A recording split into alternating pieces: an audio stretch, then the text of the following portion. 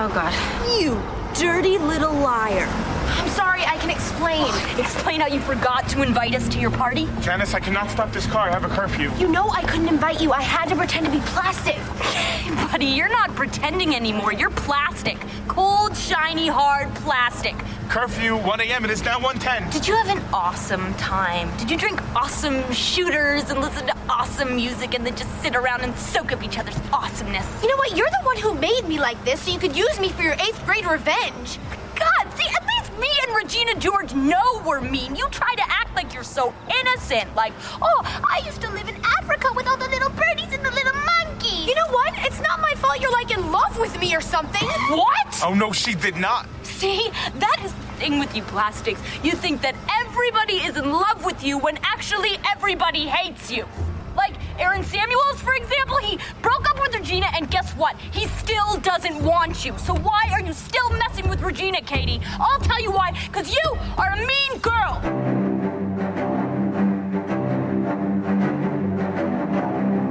Hey everybody, welcome. My name is Matt and I'm here with Andrew. Today we're going to be talking about Mean Girls with Drew's daughter Keeley. Which girls are the titular mean ones, why the plastics are perfect comedy to this day, and why Lohan isn't. So grab your popcorn and Reese's Pieces and let's break it down on the Post Credit Podcast.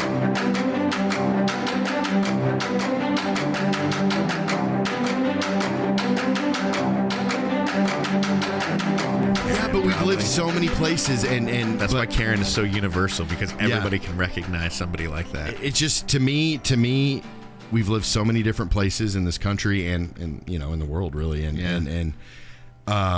but every time I think of Karen, I think of somebody from Utah. Yeah. Well, this was kind of like a last minute thing to have Keeley on here. But we thought, since we're talking about a movie called Mean Girls, we should have no, I'm just kidding. No, we should have Mean Girl. We should have a girl here at the school, during the episode, just so we can talk about, her experiences at school and see if it's close to this. So, you've yet to enter high school, right? No. What grade are you in? I'm going to 8th. Going into 8th. Okay, so you'll be in high school not this coming year, but the year after that. Yeah. Are you nervous? Not really. Not really? No. So tell me about yourself. What?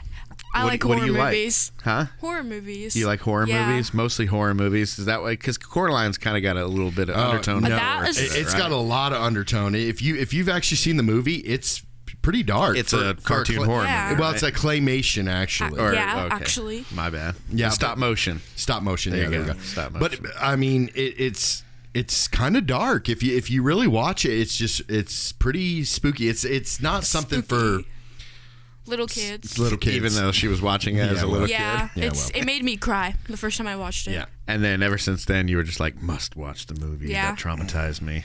Well, it's probably what got her into scary movies anyways. So. Yeah, that and the fact that her dad watches a bunch of B-grade and horror movies and any kind of horror movies he that's can get true. his hand on. That's true. I mean, and I look at it. A lot of people would sit there and say, "Oh, well, you shouldn't watch those type of movies. They're not good for you." You mean things like- kids shouldn't be watching them? Well, kids, but I mean, even some adults. You know what I mean? They say, "Oh, these movies influence this and that." But I've watched so many movies that I don't. They don't influence me. They don't give me nightmares. I like it for the thrill of it, more or less. But I feel like in my mind, horror movies are some of the most well, and this is my opinion, of course, but they're some of the most well written movies as far as the genre goes. Well, they have that nature to them because it's all about the suspense, right, and being scared and everything. So your senses are heightened, and so you feel more, I think, when you watch a horror movie than if you're watching like if you're watching a comedy movie. If it's not your exact humor, you might chuckle a couple times or whatever, but you're not going to think it's the funniest thing in the world. Dramas, you might get bored depending on the topic or whatever, but with horror movies, you're pretty much always going to be in some kind of suspense, even if it's not that much. Yeah. So I think maybe it gives you that feeling of trying to pay attention more to it. Yeah. Well, and it's all about the film work and the way that they shoot these scenes in these scary movies and stuff that really just kind of they do it so well. You know. Now we watched The Nun a couple days ago or whatever, a few days ago, and that movie's just it's so darkly filmed. Darkly filmed. Like the lighting. Yeah, the lighting is horrible in that movie. Like a couple episodes of Game of Thrones that we can mention, how you're like, I can't see anything that's going on. That's the Nun. I mean, 90% because they were in a monastery and not at nighttime, in a cool way. with not with lights. And so, like, me and Keeley and my wife, we were just asking each other, what's happening? We can't even see it. We had all the lights off and everything. We just could not see the scenes.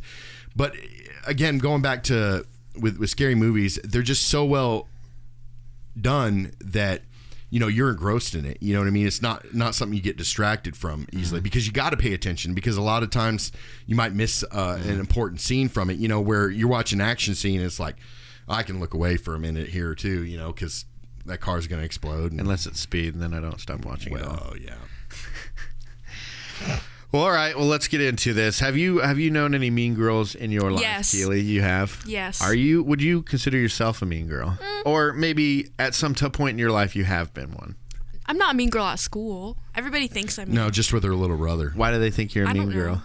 Everybody thinks I hate them at school. Like, actually.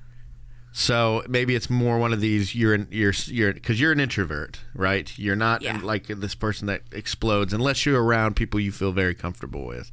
But normally you're very shy. You don't like to look at people. You just feel awkward sometimes and everything like that. So I think you're very much an introvert and everything. So maybe people see that as you being mean, or you hate them because you're like, I don't want to look at anybody. I don't want to talk to anybody. I just want my set of friends, and that's it, right? It's all about that attitude. It's all about the attitude, because the attitude anybody portrays is usually the way people perceive you. You know what I mean? They perceive you as having attitude, so you're kind of that person. But some people just have attitude because they like to frustrate their parents extremely. No. Do you think everybody has an opportunity or an experience to be like a Regina George in school? Yeah. Yeah? You think everybody... Because, I mean, everybody talks crap, right? Yeah. Like, I mean, I don't want to say that, but come on, let's be honest. Everybody gossips. Everybody talks about this, talks about that. Mm-hmm. So, I'm just wondering if that's why... If that's what this movie is showing. Do you think this movie is showing legitimate mean girls, or is this just how cliques talk? They would never say it to a person, but everybody talks crap within their own circle, knowing it won't get out of that circle. Well, Hollywood likes to portray people in high school by over-exaggerating personalities. And we've talked about this before. Right. They over-exaggerate... plastics. I mean, we had people like this. There's people like this in every single high school you go to, and every single middle school probably. Right. But every single school you go to, you have people that are like these groups of people. And with this one, it's no different than a lot of these other high school movies where they have the different exaggerated personalities of each group of type of people. Right. And I just. I think with this movie, they went a little bit overboard in the sense that everybody was a mean girl. Everybody except for, what's his name? Damien? Yes, Damien. He was the only, person in the entire movie, in my opinion, besides her parents, obviously, which, get a shout out to Scrubs because her dad. Yeah, Mr. Neil Flynn. Yeah. Every also known as the janitor. Yeah. every character in this film was a mean girl. Okay, except for him. I have a different take on that, but okay, yeah. Obviously, this is my opinion. No. I mean, I agree with you, but then I have something else. So. Yeah, because even Janice, who was trying to be a good person, it had her ulterior motives entirely. Where Damien did not have any real ulterior motives, okay. In my opinion, But to my point, so are these just things that you say and think around your friends, not thinking they'll get out? Or are these like that everybody does? Or are these the things that happen in this movie, like unique, like real mean girl type stuff that happens? Oh, man, there's some What do you think? I don't know. Because, I mean, I'm sure you talk crap about people in your little group and all that kind of stuff, but you say things that you don't think will leave that group. right? Yeah. So, I mean, I think that's what the burn book was about. It's about saying things or writing things down, getting it out, and all that kind of stuff. For the rest of the girls, it was just about that and saying things you won't think would get out. Now, obviously, Regina had different motives for having it because she's crazy smart and all this kind of stuff. So, well, do you think that she planned that ahead of time? That's why she had a burn book, just to have some weapons in her back pocket? I think everything that she does is to have a semblance of control over not only her status in the school, but her little minions and the people that worship her and the minions. I got something different from her. I felt like she was just, she played that dumb blonde character. No, that was Karen. Well, I mean, but Karen, but I think Regina was a little bit smarter than her, but I don't think she was that smart. That's what I got. Oh, I think she was, and I think there's a reason they picked Rachel McAdams, who is 8 years older than everybody else. Yeah. She's, Karen was Amanda Seyfried. She was 17 when this was done. her first role, by the way. Yeah, and but she was like 7 or 8 years older than them and Lindsay Lohan, and only like 8 years younger than Amy Poehler, who played her mom. Yeah, I saw that too. And so, but I think they got an older girl for a reason, because she needed to be wise above her years. She needed to be kind of beyond school, but still stuck in it, so still having to manage around it. But in her mind, she can't be bothered with some of this other, even though she wants to control the school. Yeah. I don't know. I just see it differently. I think so. And I think, with this episode on this podcast, I think we're going to see a lot of different things, I think we're on different fences when it comes to this movie. Definitely. Well, I think it's hilarious and amazing. Yeah. And you are not a fan of it at all. So, well, again, I can't stand Lindsay Lohan. And, I know. And side characters I thought were way better than the main characters. Like Amy Poehler, the little bit that we saw of her was awesome. Like when she's dancing to the song that they're doing, Jingle Bell Rock, whenever she's videotaping when and she's trying to get into it. That's one of the times I laughed in the movie because I thought it was hilarious. Sorry, but whenever I see Amanda Seyfried, I just start laughing because Karen is hilarious. But real quick to intro this movie's called Mean Girls. It came out in 2004. It was directed by Mark Waters. It was written by Rosalind Wiseman and, of course, Tina Fey. This was written after I can't remember what the book was called, but it's like a nonfiction self-help book for parents trying to deal with unruly teenagers, and I think specifically girls. I have that book. And the thing that, or at least you need that book, right? So it follows a girl named Katie, not Caddy. Her name is spelled C-A-D-Y. But come on, man. Nobody blames Janice for calling her what she does, but so she's been homeschooled her whole life, and her parents are like anthropologists or researchers. I don't know, something in Africa. Where she's been growing up in Africa her whole life, and so that's all she's known. She's never known public school. She's never known social groups of this magnitude like you get in high school.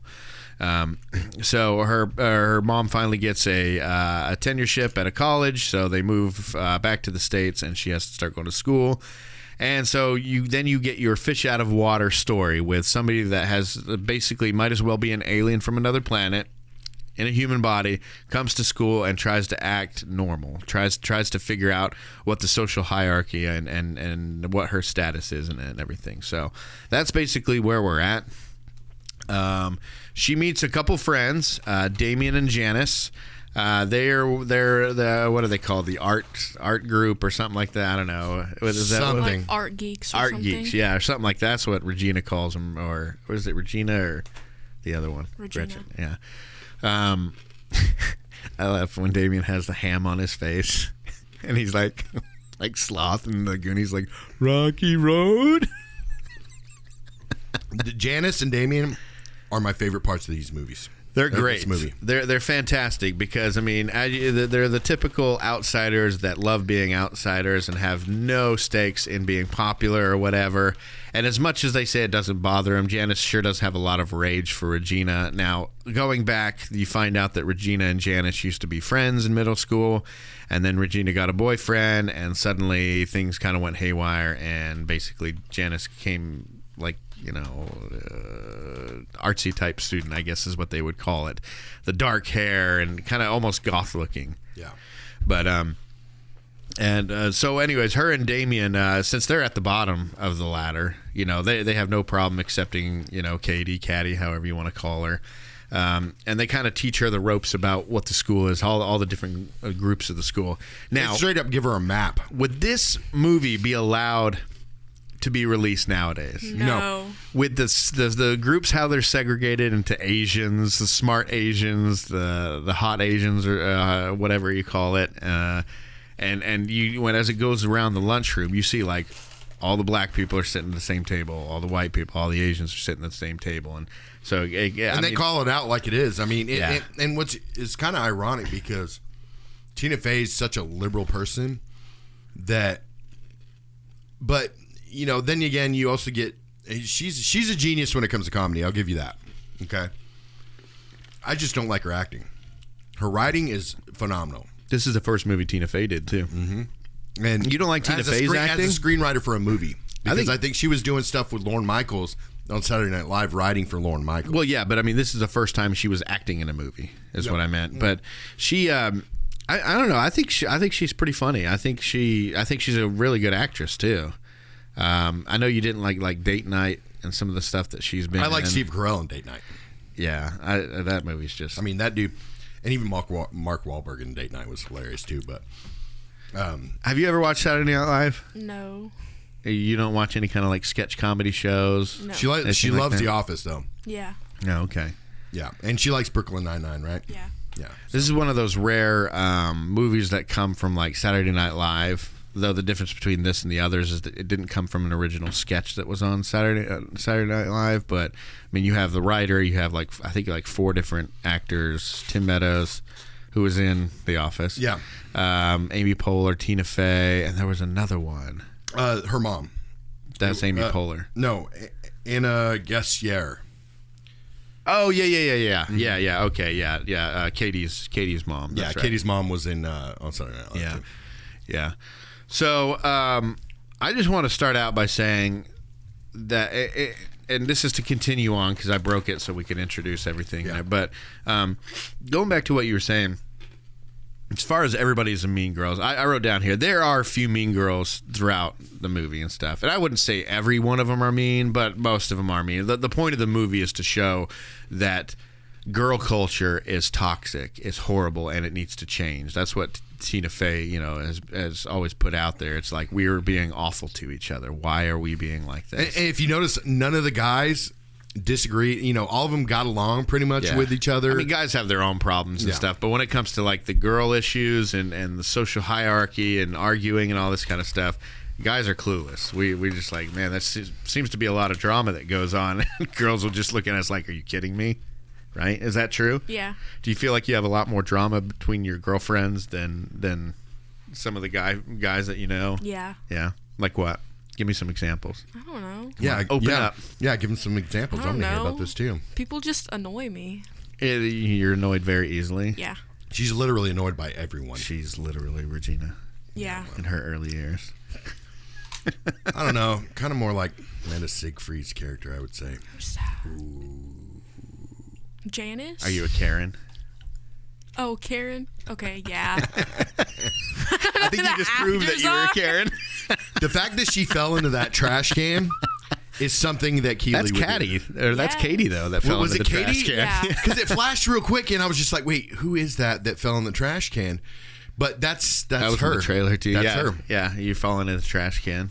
No. Or she falls off a skateboard while sitting on it. I do not call me Lindsay Lohan. So as you could tell, there's no Lindsay Lohan fans on this show right now.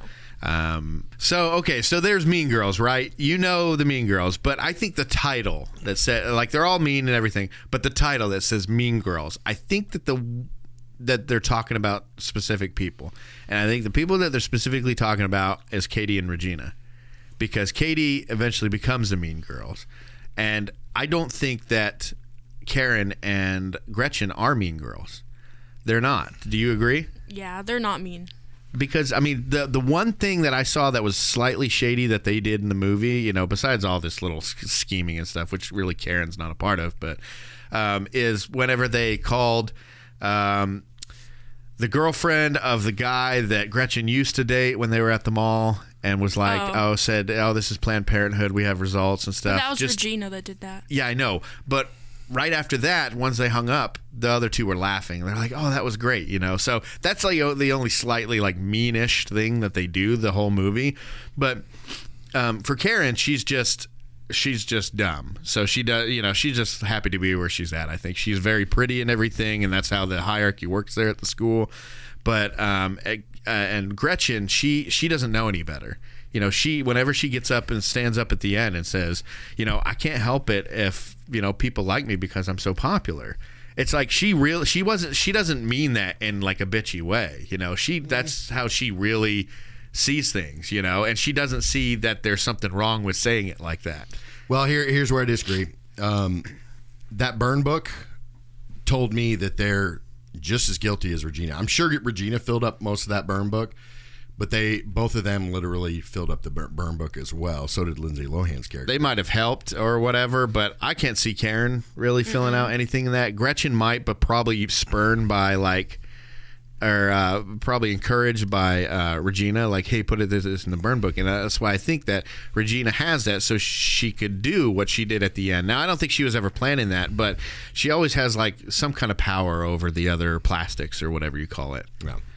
But that's just how I saw it. I think that Karen and Gretchen are plastics. They're just I just don't think that they're really mean girls. I think that the mean girls in the title reference Katie and Regina. Regina who's already a mean girl, and Katie who learns to be a mean girl and then starts being mean to everybody. Man, I really hate that I'm disagreeing with you like everything. No, that's good. That's what makes for a good show. So then the audience can decide, which one they agree with, right? Yeah, and I feel like, okay, every character on this, and I'm pretty sure it was because Tina Fey is trying to bring this to light. Mm-hmm.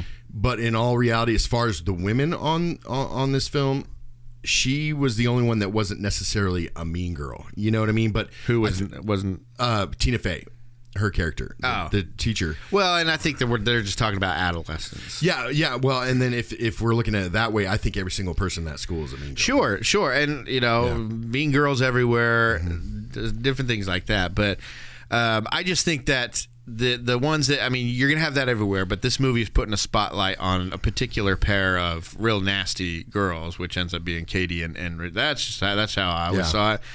What do you think? Do you probably agree with your dad? Just everybody's mean. Well, yeah, they're all mean because like it all shows all of them fighting like in the hallways, but then at the end, Katie is like the main mean girl. And literally, you find out that every Janice single one of these gives her characters, that speech when she's like in the car. Yeah, she's like, "You're a mean girl, Katie." Yeah. But they literally, when Tina Fey near the end of the movie, when Tina Fey sits them all, all the girls in the school down, every single one of them basically backstabs the other. You're talking about the ones that ended up with the coach. You know what I mean? Both those girls are best friends, obviously, but then, they both basically at each other, and they hate each other. And I remember the principal going, "Coach Carr has fled the school grounds. He's on the run." Yeah, but it got really like dark right then. Because and then she got arrested, or she was being investigated by the police. Yes, that's what I'm talking. Exactly, that's what I'm talking about. Like right at that scene, like you're thinking, okay, it's a very lighthearted movie. You know what I mean? You know what to expect. Usually about right when you get introduced to Regina and the plastics, you pretty much know what to expect of the type of people that we're about to see, but then and the type of comedy and things like that. But then right when you get to that end scene with the teacher like not being at the school and being investigated by the cops, and it got real dark for a second there, you know, and you're just like, wow, she needs to really stand up and take credit for this. That poor teacher, she's working several jobs just to make ends meet, apparently. You know what? Didn't she say she was working somewhere else? Like she had 3 jobs. Yeah, she had 3 jobs, and this is probably her main source of income. This is probably her main job, as a teacher. Yeah, she got a divorce, and then so she had to get 2 more jobs to help make ends meet. Right, and so, you're like, man, this girl is real mean that she's ruining this teacher's life that has to work 3 jobs just to make ends meet. You know? So what do we think is the reason that Katie was invited in by Regina? I'll tell you what it was. This is my opinion. Okay. do you want to say something? Yeah, let's get our guest's opinion first. Why do you think that she was invited in by, out of all the girls there, I'm sure they had tons of new girls and whatever. Why do you think she was invited by, why do you think it was her that was chosen? Because she didn't know that they were mean. Like, the other new people, if there was, like, new people to that school, they've obviously been to public schools and, like, they know. So she was taking advantage of her naivety, her being naive of how things go. Mm-hmm. Easy to manipulate. Yeah. Stuff like that. Do you agree? I think, to add on to that, I think what it has to do with is the fact that you see Damien and Janice tell her, you know, basically she doesn't fall into the nerd groups, you know, the way she looks and everything else like that. She's more of a plastic. You know? And that's what, and that's what he says. Yeah, like you said, like Janice said, she said you are like a grade A hottie or something like that. Yeah. And so I guarantee you that's what Regina was thinking. More or less like competition. You know, what better to have somebody that's you under your rule of thumb, rather than being, you know, out there in the world and being able to just step all over Regina, you know, because physically she can't do anything to her, because pretty sure Lindsay Lohan's character could take Regina's character. Maybe. You know, but I don't... although, do you remember how it ended? Saying how Regina took all her rage out, started playing lacrosse, and she was like...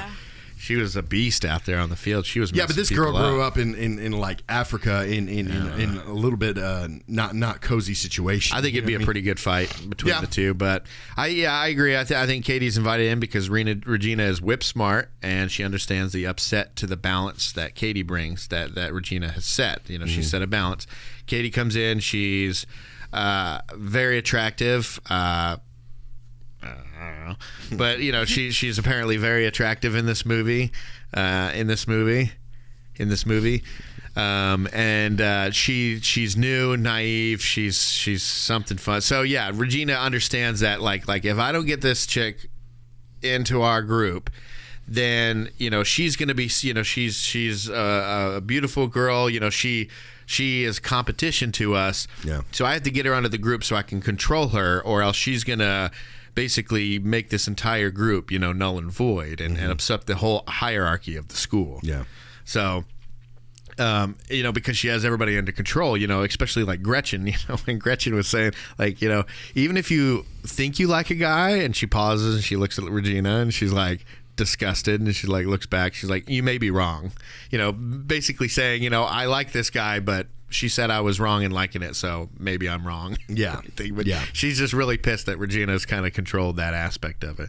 And she's a follower. She, you know, Gretchen and Karen are followers. Yeah, they would never go against her, but Katie would. Yeah. Because she doesn't know any better. Well, and she's got more of the personality as the leader. You know what I mean? Because she can carry her own weight. She doesn't need approval of other people at the beginning.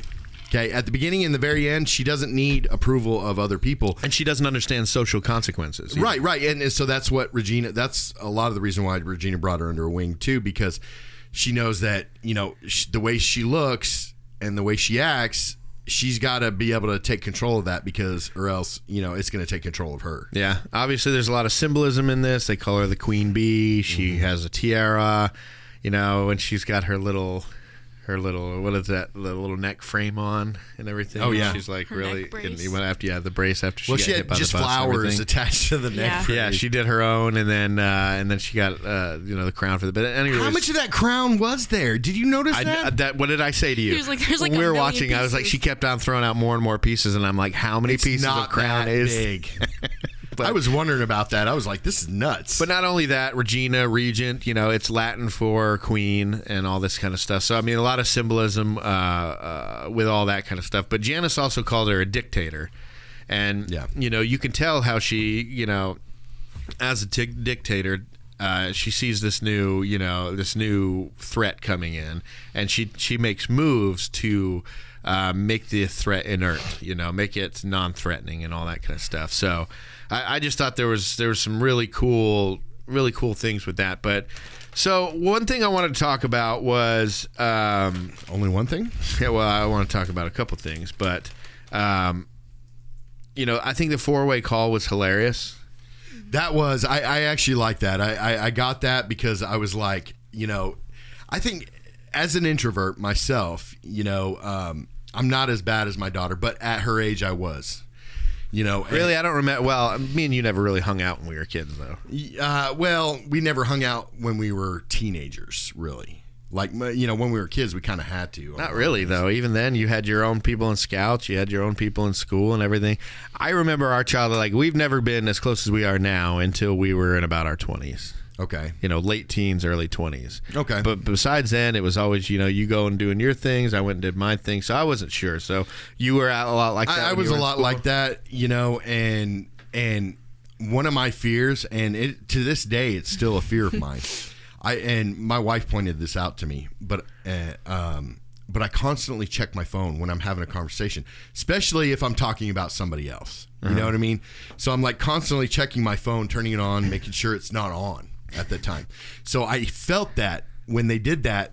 So nobody can hear you talk trash about them? Maybe you should stop talking trash about them. I'm not saying talking trash. I'm just saying, like, if I'm talking about somebody else or something like that, not talking trash necessarily, but I always feel like I'm like, hey, is this person doing okay? That type of thing. Yeah.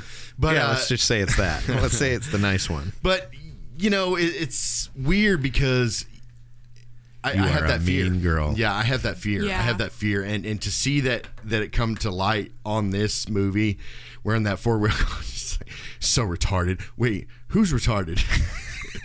And that's like another one of those. She keeps talking like it's she nothing. didn't know. She says, "Oh, she is so annoying." Yeah, there we go. Hold on. Are you okay? Shh.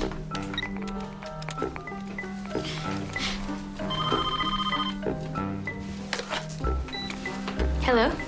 If someone said something bad about you, you'd want me to tell you, right? No. What if it was someone you thought was your friend? What do you... Hold on, other line. I'm not taking this anymore. Good for you, Gretchen. Hello? Let's go out. Okay, hold on. I'm on the other line with Gretchen. Don't invite Gretchen. She's driving me nuts. Hold on. Okay, hurry up. It's Regina. She wants to hang out with me tonight, but she told me not to tell you. Do not hang out with her. Why? Oh, you don't want me to tell you. Oh, you can tell me. Hold on. Oh my God, she's so annoying. Who is? Who's this? Gretchen. Right. Hold on. Oh my God, she's so annoying. I know. Just get rid of her. Okay, what is it? Regina says everyone hates you because you're such a slut. She said that? You didn't hear it from me. A little harsh, Gretch. Whatever, she has a right to know. I can't go out. I'm sick. Boo, you whore. But that phone call was it was hilarious. And, if you notice that, Regina, it never slipped to Regina. Because if it would have slipped to Regina, the movie would have been kind of probably a whole different movie. If somebody was slipped and said something to Regina about Well, yeah, like you said, she's been operating knowing that these two others would never dare say anything about her, say anything bad about her. Katie's the little outlet that allows them to more Gretchen. Karen just doesn't care. Yeah. Karen was hilarious in that four-way call. And I was pointing out, because Keeley watched it with me, and I was pointing out how Regina was eating like random carbs, like donuts, and then at one time she had a whole ass like over a foot long loaf of bread that she was just like had in a hand that she's chewing on and everything, because all she was eating was like the caltine. And how many times throughout the movie, I just want to lose 3 pounds. I just want to lose 3 pounds. I think she said that like 3 or 4 times and everything. But she's sitting there like snacking on donuts and eating a whole ass loaf of bread. Well, there lies in the problem, because a lot of girls, you see in movies, and I'm not a girl, so I don't understand this, or I don't think I've seen this, because guys don't talk about this kind of stuff. But right, we're trying to tread very carefully with this too. The two guys talking about Mean Girls. Right. That's why we brought Keeley in, so we feel a little bit better about it. But it's very it's quite interesting to see that the dynamics of girls' thoughts, especially at that age, in a movie, and they try to do it a lot similar in a lot of different movies. Girls' thoughts, you mean like when like Katie's I wanna lose thinking 3 about pounds. turning into animals and stuff, animal fights? When Well, That she does daydreams not about happen. that. Not even close. But yeah, stuff like that. Like, But, you know, that you only say to your close friends. Because a bunch of guys, they're not going to sit there, oh, I need to lose 3 pounds. I need to lose 3 pounds. But she did tell that Aaron that she was on that cranberry juice diet, and he's Yeah. like, this is like all sugar. This is cranberry juice cocktail. Exactly my point. But it like this little things like that kind of tell me that she's not as smart as perceived, you know, in a way with Regina, because maybe it's not so much because she doesn't really have that much common sense. Who? You know what I mean? Regina doesn't really have a lot of common sense. I think she does. Well, in the sense of you know, I need to lose 3 pounds, but she's snacking on a loaf of bread. Yeah, but I mean, that's like pointing out like a common girl trope where it's like they're obsessed with how they look, and especially at that age and everything like that, and your age. You know, it's coming into, but I don't think you're ever like that because you're just kind of a different breed. But I mean, most are like, you know, obsessed with image, obsessed with how they look, and they got to talk about it all the time because they need the validation of their friends. No, because remember, she's like, I just needed to lose 3 pounds, and nobody say anything, and she looked at her friends like, hello, and they're like, oh no, you look fine, you're great. Well, you know, with their, so you with need their that pranks. validation. Yeah, but with their everything. pranks, it was like it just didn't make any. You know, it's common sense that somebody gives you these bars, they're making you gain weight, but yet you have to gain a bunch of weight, and it's all water weight. Right, she's not book smart at all. Yeah. No, and I'm not trying to say that. I think she's I think when I say that she's very smart and she's a genius, I mean socially. I mean in street smarts or whatever, or knowing how the world and the social hierarchy works and everything. I don't think she's book smart at all, you know, because the movie never gave any indication of that. Yeah. But it's showing that she's supremely beyond her years about knowing how to you know, be on top in this world and in a social structure and stuff. So Keeley, what'd you think about? Do you really feel like when she got to the school, you know, first day of school or whatever, do you really feel like maybe that's going to be somewhat your experience in high school, or do you feel like, you know, you're gonna, you know, again, she kind of came in after the fact, you know, after everybody else has known each other for a while, I'm sure. I mean, you know, people knew Janice and Regina knew each other in middle school and stuff, but do you feel like this is a good portrayal of maybe what it's going to be like for you? No. I don't No? either. Why do you say that? Because What differences do you think that would be from your experience, what you think of your experience, and then what Katie went through? because she's like trying to be popular and trying to make Okay. everybody be her friend and like So her. you don't want to be like that. No. Okay. And not only that, is that Katie, this is a fish out of water thing. Like, it might as well be an alien coming to the school because she's never been part of it. Yeah. Keeley is like that. Now, when I say that Regina, I don't know why it's so hard for me to remember her name. I want to say Rachel. Well, but you can say Rachel. We know who you're McAdams and all talking that. about. But when Regina, when I say Regina is super smart when it comes to social stuff, Janice is the opposite. I mean, like the two sides of the same coin. Yeah. So Janice is super smart when it comes to that too. She just doesn't care. I She's at don't the think point- it's that she doesn't care. Because she recognizes it. She's the one that points out all the different social groups. She's the one that that tells Katie how everything works, and that's more what reminds me of Keeley. That is the person. Oh, that, yeah. That's like, because I'm like, That's her personality I'm like, type. Keeley reminds me of Regina because she's so smart about how like you know, how to stay on top and how to do this, and that. But also, you know, Keeley doesn't really care. So it's kind of like that Janice character. So I think Janice and Regina are on the same level intellectually when it comes to the social hierarchy or how things work dealing with other, you know, kids your age or youths or whatever. It's just that Regina, that's her whole world. And Janice just doesn't want anything to do with it because she saw what it does to the people. I think what it is, you know, here's an analogy for you, you know. Ooh, got an analogy for me? You know, Janice is more like a square peg going through a round hole, where Regina is a round peg going through a round hole. You know what I mean? Like she fits this, and I think the reason that her and Janice don't get along so well, and Janice has that hatred for her because Janice never felt like she fit properly in Regina's world. Or in any world, because I mean, she's even a jackass to everybody else, and she's not a jock. She's not even classified as a nerd, right? Because remember, her and Damien were being mean to Caddy on the very first day too. It wasn't until the second day that they kind of. But it's not the same kind of mean. They were still kind of messing with her. Yeah, they were messing with her in a joking way. Yeah, not in a cruel way. Not in a cruel way. Exactly. It wasn't a cruel way that they were messing with her. But that's where with Keeley, a lot of her friends are like that. Her and her friends, they don't mess with each other in a cruel way. Keeley, you don't really want to be part of the popular group in a way. No, I hate the people that are popular at my school. Yeah. Why? Because they're really you don't hate them. Yes, I'm sure. I hate them.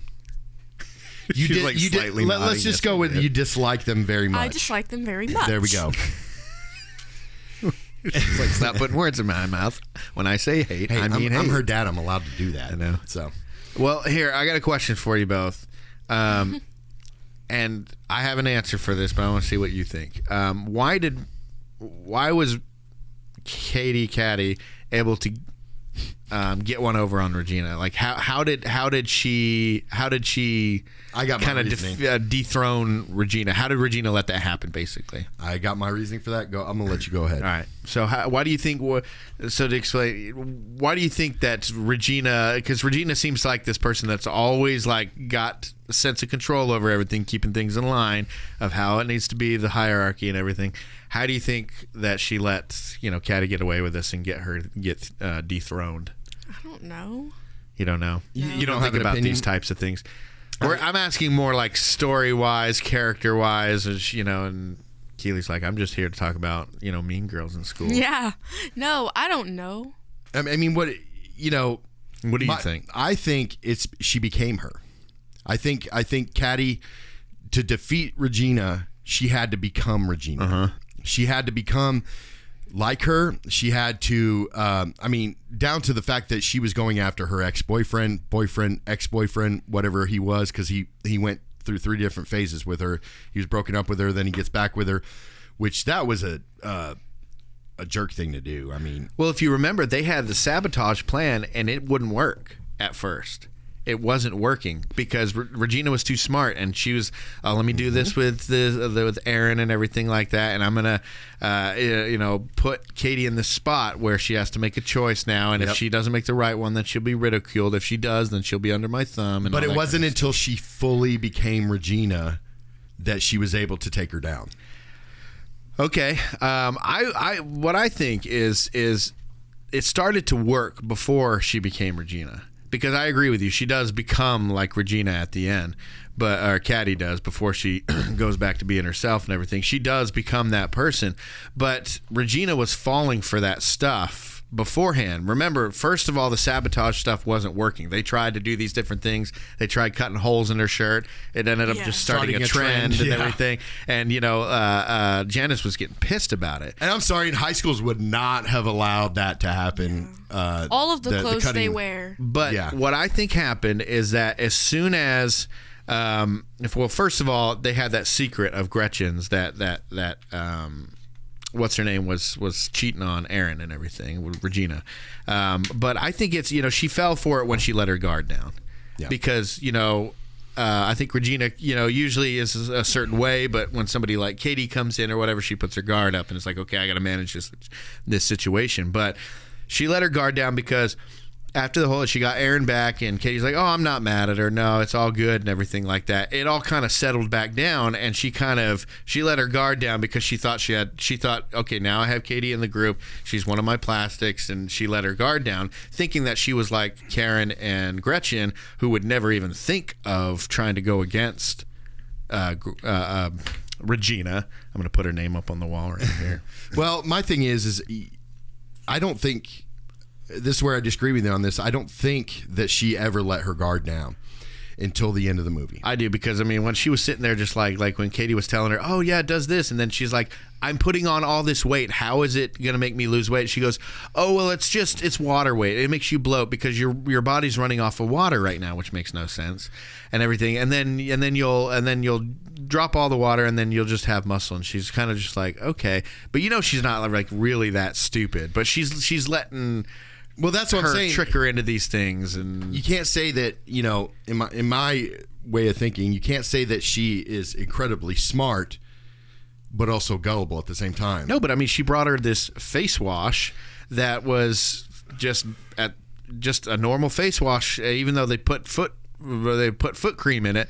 It was what were like they trying to it was achieve with I that? don't know. It's not like somebody's foot has been in that cream right or whatever. But anyways, it was something that was sold at the store, but it was given to her like it was some special thing that Caddy found or something. Like, I just think that she let her guard down. And now that she had Caddy or Katie in her group and everything, she's like, okay, now I'm going to have Aaron over here. I'm going to have my little side piece over here and all that. I just think that she thought that there was no way that anybody was going to try to usurp her because Katie started acting like the other two. And so, I don't know. I think if you look at it at the beginning of the movie, we find out that her and her boyfriend had broken up. And we don't really find out until later on that, she broke up with him. Because it was always kind of he broke up with me and she broke up with, this and that. But then we find out when he talks to Regina and says, you broke up with me right before they get back together again for that short period of time. In a way, you don't really find out that she really kind of has a thing for him, I think, until, right before Regina gets back with him again. Like, because Regina finds out, okay, well, I might be losing here, so I need to basically hook back up with him, kind of thing. Yeah. You know what I mean? I think going back to you were talking about Katie or Caddy, how she became Regina. Yeah. I think the point that she went over the edge, I can pinpoint it. Can you pinpoint the moment where she then goes a little? She like she was working up to it, but she still wasn't there. When she lost Aaron. Okay, you think it was when she lost Aaron? Oh, at the party. Oh, that's early. I think she was still Katie way after that. I think the point that she went over the edge was when the teacher said she was failing, because then she went to Regina's house and was like, talking crap about her, like, and that's when the drug pusher came up, and that's when she finally decided to write in that book, and from that point on, she kind of started to take over a bit, and she lost it. I feel like because she the reason why she was failing was on purpose. Right. So I feel like, the reason that she was failing was because she purposely failed so that she could get Aaron's attention. And then at the party, when she basically loses Aaron, then she's like, okay, I'm going to make that choice. I've got to do something different here. I got to do something different. I'm mad. I'm frustrated. Almost heartbroken in a sense, I want to talk about the party too. Yeah. Okay. Because, I mean, what we just talked about Say Anything, right? Yeah. And in Say Anything, we talked about how most parties at high school, high school parties or whatever, that's where all the bad stuff happens. But in Say Anything, it's actually a good party. It progresses the characters in a good way. Yeah. But this is another one of those things. They have two parties during this movie, and both of them are terrible. One of them, it's when Regina makes out with Aaron, and they're like at Regina's house, she's right? pissed and walks away. Or no, it's the Halloween party. Yeah. What was that? Oh, I don't know whose house it was. Some guy, Chris. Oh, some guy, Chris. That's what his name is. Oh, okay, I thought you just randomly met some guy, Walter, maybe. No. Walter. Who even had his name Walter? Walter White. What's wrong with you? No, but and then the other party. The other party is when she throws up on the guy, and her friendship breaks up with Janice, and Janice says, you are a mean girl. She's right. Janice is right. Her and Regina. Because Janice said, at least me and Regina know we're mean, So she was aligning herself with, that's why I say with Keeley, you have Regina and you have Janice, and they're like the same, two sides of the same coin. They're both whip smart, but, one's cruel about it and the other just doesn't care about it, aware of it, but doesn't care about it. So, I think it's more dangerous to deal with someone who's mean, okay. I think it's less dangerous to deal with someone like Janice and Regina, because at least they're mean. But I think it's more dangerous to deal with someone like Caddy who's mean but doesn't know it. And then they'll never think that they're in the wrong. That's kind of like what the other plastics are. Like, they don't realize they're being mean. Yeah, I don't know. That's just my opinion. Well,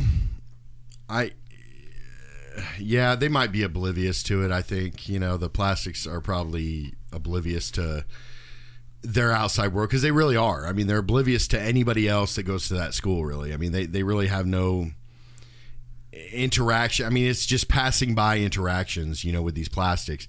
Now, if you're in their inner circle, that's a different story. It's not my fault nobody likes me because I'm popular. Exactly.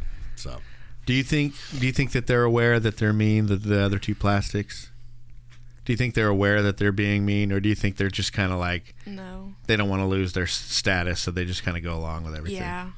Do you think Karen's aware of any of it? No, the whole movie, she's just sitting there smiling. She's just like staring off, like smiling the whole time. Yeah, so you get the sense that like maybe Gretchen has a little bit of, obviously she's obsessive about things here and there. Yeah. But I honestly feel like Karen was just kind of like randomly accepted into the group because, she was very good looking and, the same shtick that Regina did with Katie or whatever. Yeah. But Karen really is just oblivious about, she doesn't realize they're being mean or anything. Don't they explain that? How because they said Gretchen was basically one of the girls because her dad invented toaster strudels, yeah.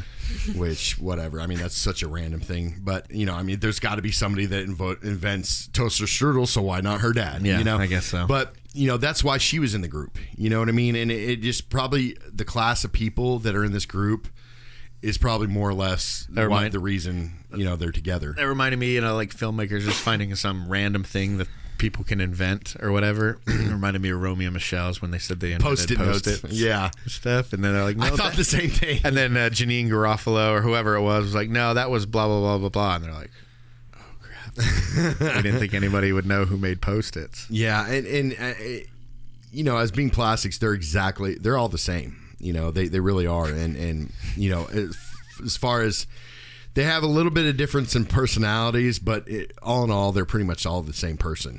Yeah.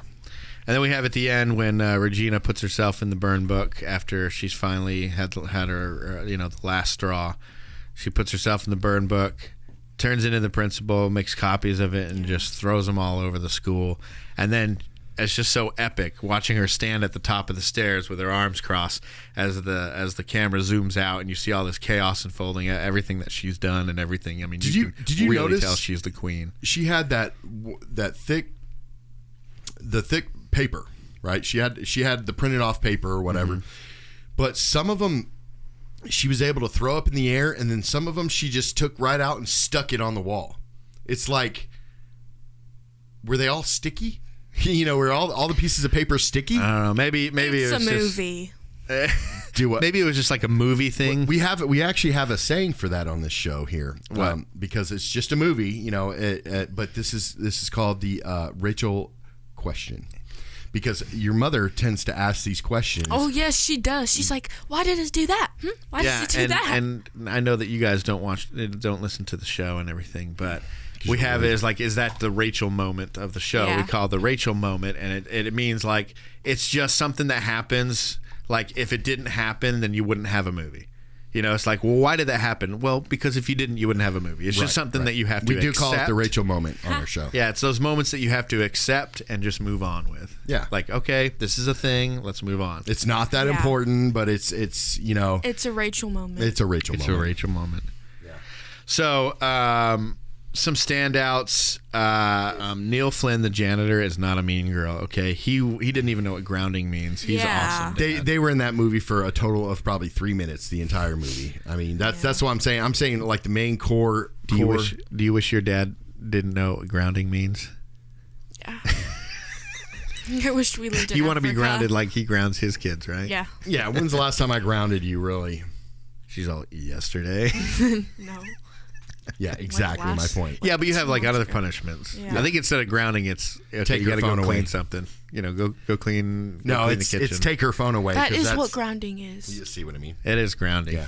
I mean, for us, it was all we did is play outside, so you're grounded to your room. For kids nowadays, grounding is taking away their phone because that's taking away their whole world. Yeah. So, and then at the end, I don't think Katie really fully came back, even with the party and the stuff at school with the trust falls and Regina getting hit by a bus. And all this kind of stuff. I don't think that Katie actually fully came back to herself until the mathlete competition. Yeah. Because she in her silly narrating, she said, she realized she couldn't badmouth the girl to a loss. Yeah. She couldn't beat this girl by being a plastic, being one of these mean girls. She had to actually use her brain and everything and to out, because it didn't matter how this person was dressed. It didn't matter how, and that's showing that's what life is really about. Life isn't about, it does have the social structure, but past high school, it's less about the social structure and more about what you can do as a person. Yeah. And that's what the mathlete competition, I believe, was about. And I wanted a bigger reaction out of Regina when they're on that stage and she ends up losing to Katie. I really felt like the type of character Regina was, that she would have flipped out. I mean, granted, she did get hit by a bus, and so she was probably on a lot of pain medication. Yeah, but you could explain it that. I really wanted her to have just a more severe reaction to it, not just like. Well, I think she had changed, though. I think she changed before Katie did, or whatever. Because I know we keep saying that. I think she did, because I think she got hit by the bus, and then you don't really see any character development past that. So I think the movie is telling us that bus hit was enough for her to go, okay, I'm done. I'm stepping back. I'm going to go do my own thing. Because after that, she saw her at the dance. She didn't really say anything or do much. She just kind of did her little pageant wave. Thank you, and everything. And then you saw her out on the lacrosse field, and then she smiles at Katie. And that's really all you see of Regina for the rest of the movie. So I think that for me at least, tells me, that's the movie telling me that she's made that change, because usually you would want to see that change on screen. You would want to see either redemption or them agreeing, okay, I'm going to fully go down with the ship type of thing. But I don't know. I think she had changed by then, but Katie, it took her a while because she realized that she couldn't badmouth that chick to a loss or whatever. I don't know. What do you think? Yeah. What? Come on, tell me what you think. Yeah, because Katie was all like, she needs her eyebrows done. She said that.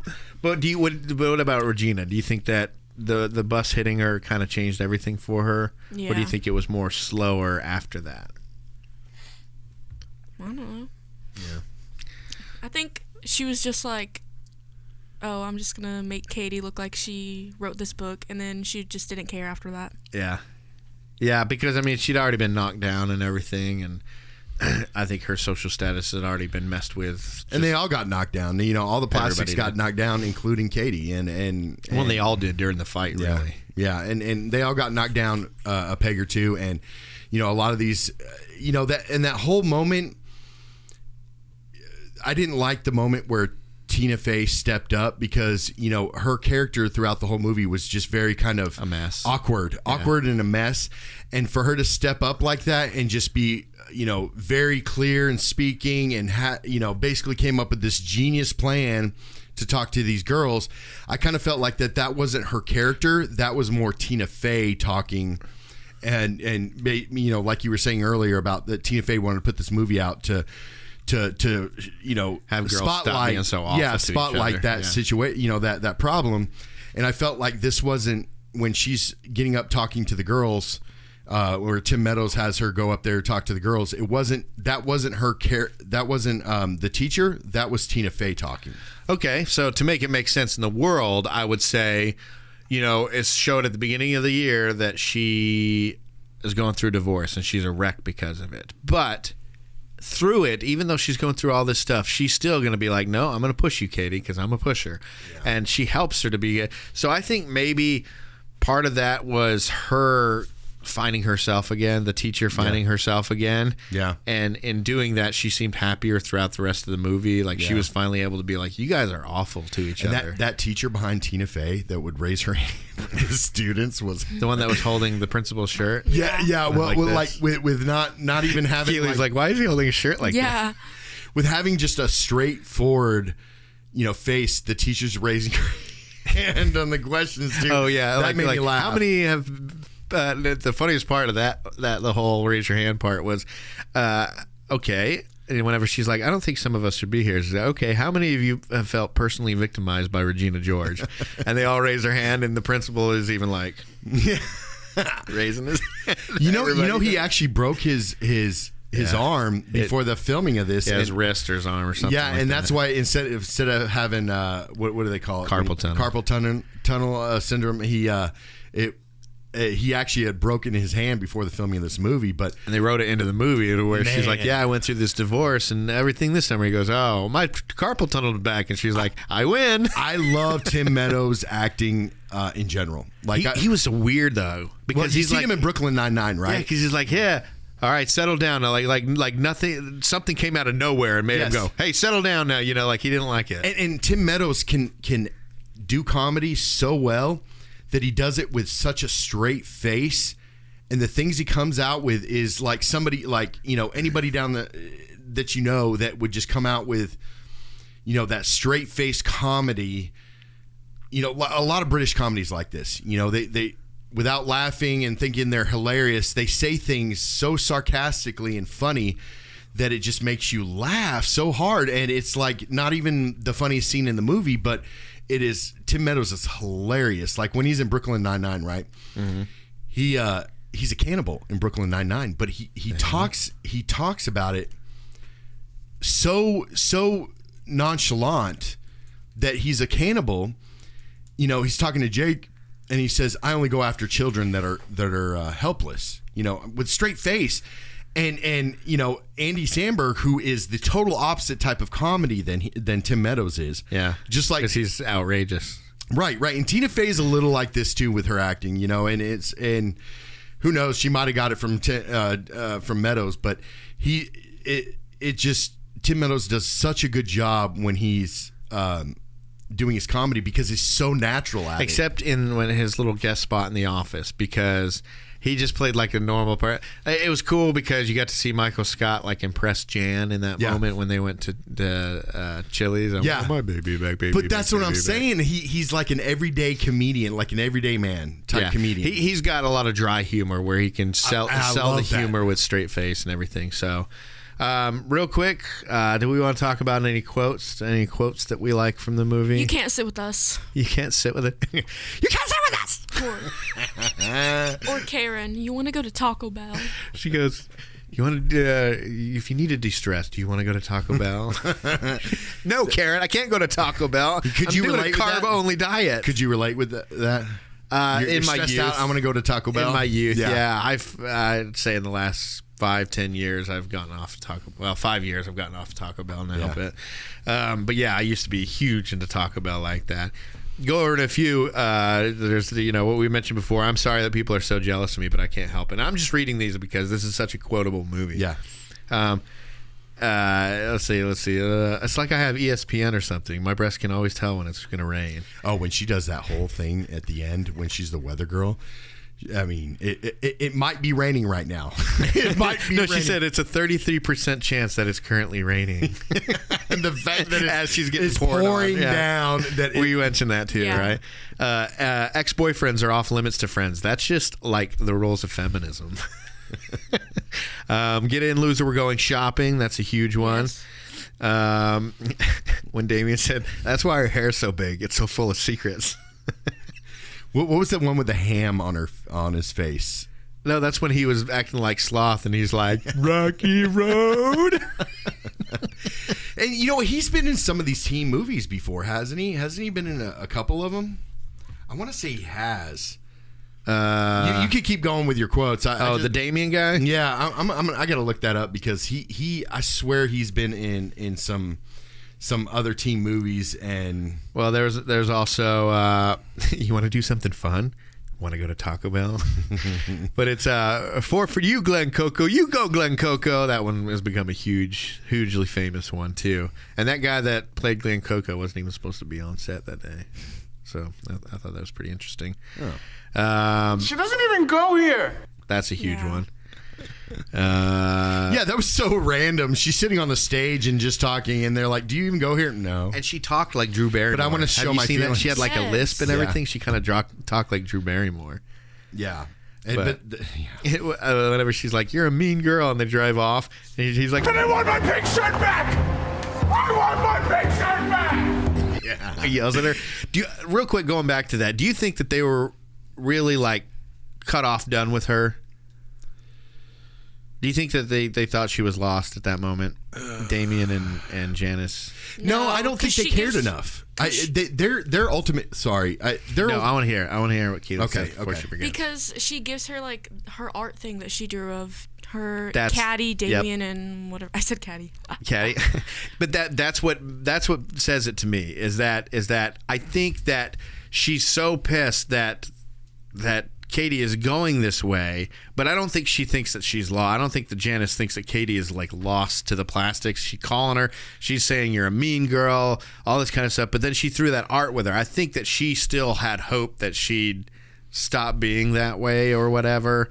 I don't think that they had really given up on her, or that they just did that because they were pissed, because they actually, I mean, they had nothing to lose by taking her in, but then they felt like they lost something when they felt like they lost her. I think with Janice, since the beginning of the movie, I feel like Janice really was trying to use Katie just to get back at Regina. I think her ultimate goal throughout the whole movie was just to get back at Regina, and I kind of felt like... But along the way, I think she really liked Katie, to a point, she put her in her painting and everything. Yeah.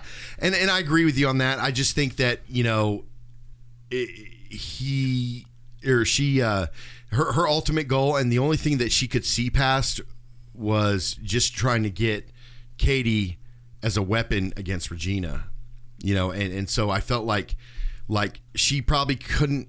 It was almost like they could care less either way. You know what I mean? Yeah. Like in a way that maybe for a split moment she was, starting to think that way, and then at the end, obviously she, they were friends, but for a split moment there, I think that she was talking about them, thinking about them being friends and things like that. But I think her rage against Regina, because she hates Regina. She hated Regina with a passion. Yeah. And I think it's not so much hate, but she was hurt by Regina because they were friends before, and because, calling her a dyke and everything else like that, that with her, she was more hurt by Regina, so she wanted to attack Regina. Yeah, and I don't know if she actually was, like, if she had feelings for Regina, maybe she was bi or something like that.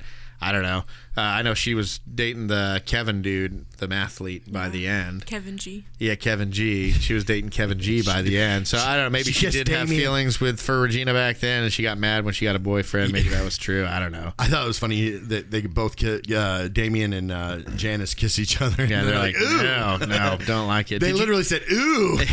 Did you notice that the Janice, Katie, Damien group had adopted, besides Kevin, another one of the plastics into the group at the end? Yeah. Karen. Oh, because I didn't catch that. Yeah, it showed Gretchen with the Asian girls for some reason. Well, remember they said that she found a new queen. Yeah, she found a new queen. So she's Gretchen's never going to change. No, she's always going to be that way. Well, she's hilarious. Her I don't life, think she's really cruel. Yeah, or she doesn't mean to be cruel. Her life existed to serve the queen bee, basically. That's what her life, and the second that she heard that she didn't get a candy cane, oh man, that she was doesn't like have the any end original of world. Yeah, she doesn't have any originality in her. She has to know what to do and what to say based on something. She has to be told who to be, basically. Yeah, do you agree with that? Yeah. Yeah, and then Karen, and it showed Regina with the sports girls now, because she's got so much anger that she's got to take out and everything. But then, it showed Karen, and who else was Karen sitting with? I don't know, but Karen was like braiding some girl's hair. Braiding hair, but she was sitting with Caddy, and so I thought that was pretty cool. But I have two favorite parts in this movie, and the one of them's Karen and one of them's Gretchen. So the Karen one is when they're in the office and they're in trouble at the end because the book's been turned in and everything, and he goes, I don't think that Regina would call herself and then he says what it is, and I'm not going to repeat it. But as soon as he says it, Karen goes,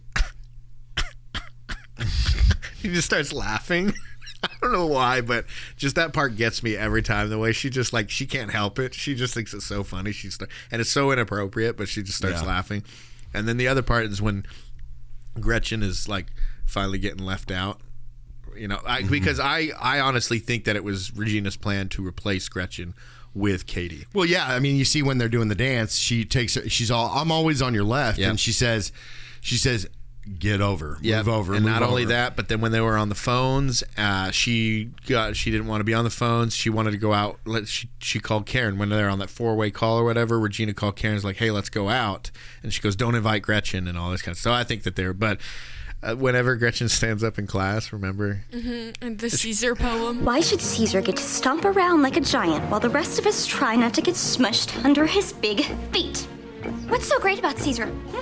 Brutus is just as cute as Caesar. Okay, Brutus is just as smart as Caesar. People totally like Brutus just as much as they like Caesar. And when did it become okay for one person to be the boss of everybody, huh? Because that's not what Rome is about. We should totally just stab Caesar! Gretchen Wiener's had cracked. Remember that part? Yeah. Oh my God, it's so funny. I don't know. That's pretty much all I have to say. What do you think is the funniest part about it? I know you didn't like the movie. What would you say is the funniest part? It's a tie between, not so much a part, but Janice and Tim Meadows' character. I mean, every time he was on the scene, he was the only one that really kind of made me laugh. And then Janice, the fact that she was the anti-Gretchen, you know what I mean? And so she acted totally opposite of what Gretchen acted. Anti-Gretchen or anti-Regina? Anti-Regina. Right. She was the anti-Regina. And so but they both flipped out the same exact way. You know what I mean? Like Regina would flip out, she would flip out over situations, and it made funny scenes in the movie, but so would Janice. But Janice did it so naturally, I think, and the actor did it so naturally. She did it so naturally as Janice, and it was just every time she was in the scene, she was hilarious. Okay, so Janice and the principal, those are your favorites. Mm-hmm. Okay, what's your favorite part about this movie?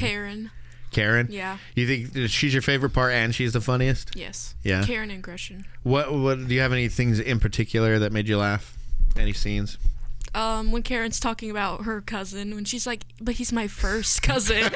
She's like, okay, so you have your cousin, and then you have your first cousin, and then you have your second cousin. I don't think that's how They're it like, works. no, that's not how it works. But then at the end of that scene, she's like, she just doesn't care. And Yeah. she's like, they're like, Karen, stop, Karen. And she goes, hey, and she runs over, and she just doesn't care anyways. Yeah. Yeah, that's pretty funny. I like that. Yeah, and obviously I said my favorites were. What's the worst part about this movie for you? Lindsay Lohan. Okay, what's the worst part? Lindsay Lohan. And the worst part about this movie for me is also Lindsay Lohan. I don't know. I think it would have been a much better movie if they. Now, Lindsay Lohan was originally supposed to Be Regina, but Freaky Friday had just been released, and she was a proper movie star by then, and she was like the hero. She wasn't unknown enough to be a villain or known for being a villain enough. Yeah. So because of the success of Freaky Friday and everything, she wasn't happy about it. And I think Rachel McAdams was supposed to be Caddy. Well, let me ask you a question on that. Okay. Which types of roles do you like Rachel McAdams? Do you like her more like the villain or, more like Wedding Crashers? I have never seen anything from Rachel McAdams that I didn't like. Okay. I think she is an outstanding actress. I don't think she's ever annoying unless she's supposed to be, and then she does it well to where you still like her. I think she obviously looks like she's having a lot more fun playing a bad guy. Yeah. But she can play sweet and innocent as well, because she was both in The Notebook. Yeah. That movie I was forced to watch. Yeah, that's good. It was she was a villain some of the time because she was a brat. She was a terrible person. But you saw the sweet side of it too. In The Family Stone, I think she plays those where she can be a jerk. She's a jackass, but like an endearing jackass, because in The Family Stone, she was the jackass daughter, but she eventually became endearing and everything. So and I think I've seen her play roles like that. I love seeing her as Regina, but I love her in other roles too. So it doesn't matter if she's a villain or a good guy. No, I think she could do no wrong in my book. Okay. I don't think. I think she anytime she's on and Karen, the same thing with Amanda Seyfried, everything she's been in. I think this is probably the first time I saw her in this, but right after this was Veronica Mars. Yeah. And her character in Veronica Mars, that's how every time she's in a movie, I'll be like, it's the girl from Veronica Mars, or the girl from Mean Girls or whatever. Mm-hmm. But I honestly, I think that, Rachel McAdams is the masterclass actor out of all the people of her generation. not generation, in this movie. Yeah. Of all the younger people in this movie, she was the man, and maybe even above the adults too. But she had a lot of experience by then. It's a bold claim. I think it is. In this movie, just within this movie, I think she was masterclass out of everybody. I mean, and that includes the janitor dude, Tina Fey, all these different types of people. Just because I think she's had a lot more experience. Lindsay Lohan's been acting since she was a kid and everything, but I don't know. That's just my opinion. I think that the best parts about this movie are Karen and Gretchen. I think they're hilarious, and I think that the plastics were cast perfectly. Yeah. I think that the one misstep is Lindsay Lohan. I'd have to say Lizzie Kaplan's. I think she's above the rest on this one, in my opinion. She's amazing. She's up there. I want to say in this film, what I took away from it was Lizzie Kaplan. I don't think there was anything that I saw her in, anything else that I've seen her in that I didn't like her. I like she got to be a little grating and annoying in True Blood, but she was supposed to be that way, I think. Because she was cruel towards vampires and different things like that. But I mean, it's she's one of those others that I haven't seen her do wrong yet. Yeah. So I don't know. I had another thought too. I think if they had a TV show that Lacey Chabert could have played Gretchen in, or Amanda Seyfried could have played Karen in, where they could have played this longer, I would have loved it, because I would have loved to have seen more material for this stuff. There is Mean Girls 2. They asked Tina Fey to make one, and she said absolutely not. They made one anyways without her, and obviously a bomb, but she kind of regrets not doing it now, because she's like, oh, we could have done it. She's just like, I didn't want to do it at the time or whatever. But I would have loved to have seen these guys as adults maybe, or in college or whatever. Yeah, I thought that kind of would have been cool. Not everybody, but I wanted to see more of Karen and Gretchen, because I just think every time they're on screen, I think I laugh more in this movie than a lot of other movies, just at those two. Yeah. The rest of it, I'm just like, Lindsay Lohan. Who thought it was a good idea? Lindsay Lohan to me is like, who's the guy that played John McClane's son in the new Die Hard? Newish. Yeah. Newer. I know who you're talking about. Jai Courtney. Yeah. Hollywood keeps trying to make Jai Courtney happen. In the Terminator, in this, the Divergent series and different things. I don't like him. Really? I don't like anything that he does. I think he's boring. He bores me to death. I don't see him as a. Hollywood keeps trying to make him happen. Yeah. That's what I feel like with Lindsay Lohan happened back then. Yeah. I mean, I haven't seen her in anything or in years. Yeah. I don't think she's done anything in years. And I know she has personal struggles. We all have personal struggles, and she got into some of the same traps that a lot of Hollywood actresses and actors get into and everything. But yeah, I don't know. There was something grating about her before that, I think. I don't know if it's just a voice or the way she is. I think she works better as a side character, but she was always promoted as a star. It never worked for me. I never agreed with it. Me neither. And that's the same thing I feel about Jai Courtney. Anyways, is this your second favorite movie? No, actually, no. Top 5? Yeah. Top 5 movies? Yeah. Your favorite's Coraline? Yeah. What's your second favorite movie? It's gonna be a horror movie. Okay. Probably Evil Dead. Okay. The original or the remake? No, the remake. The remake. I've never seen the original's too old and crappy effects for you, right? Yeah. Yeah. Who showed you that movie for the first time? Uncle Matthew. Mm-hmm. I did not. I showed you the preview. And the first scene. I'm just showing her cinema, okay? Regardless of the genre, I'm just showing her cinema. That's an extremely gory movie. Extremely gory. I think you guys are like 6. It literally rains blood in that movie, pretty much. Because it was Keeley here too. Mm-hmm. Yeah. And she got scared of it, and I wanted to watch it, and she was like, "No." You're gonna get a call from Keeley. She's gonna listen to this and be like, "Actually, Keeley, that's not what happened at all."